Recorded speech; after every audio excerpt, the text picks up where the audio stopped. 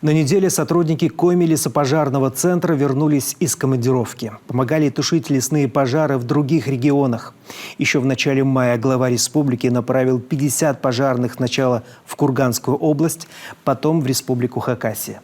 О том, с чем пришлось столкнуться им в той командировке, огнеборцы рассказали Ольге Коняевой.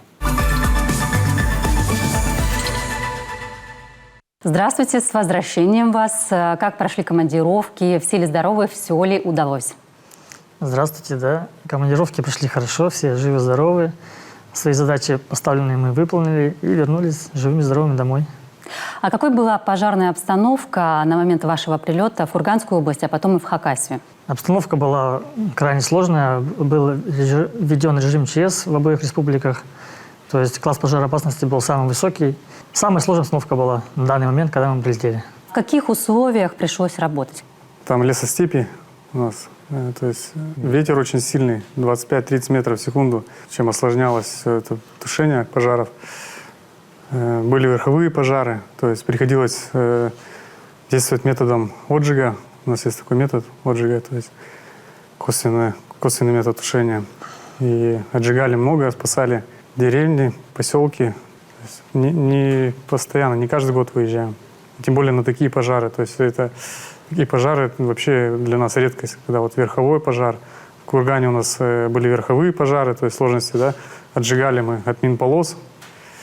Вот, а в Хакасию, с Кургана мы улетели в Хакасию, там уже горная местность, там уже трактора не зайдут, не пропашут. Нам все приходилось самим, лопатами, горы копали там, киркой работали. Для нас это, можно сказать, такой первый опыт, наверное, в таких пожарах.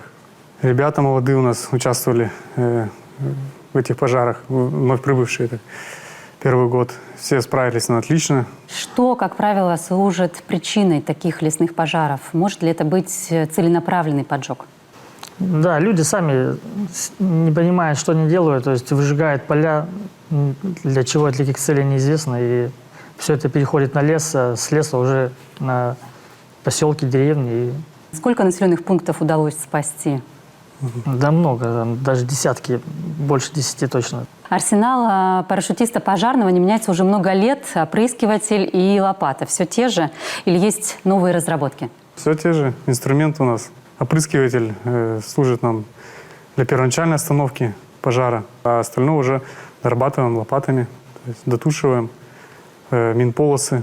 Основная работа, в общем, происходит у нас только лопатой и ранцевым огнетушителем. Яков, нам подсказали, что вы новичок в пожарном деле. Как вам ваш первый опыт тушения таких масштабных лесных пожаров? Сразу мы попали на сложные пожары верховые. То есть сразу начали отжигать. То есть по 4 гектара у нас была площадь. Сложные пожары были. Ну как вы справились, как считаете? Да, все справились, все потушили. Тот промысел, который вы выбрали, он стоит того, чтобы рисковать жизнью? Благородное дело делаем. Спасаем леса, животных.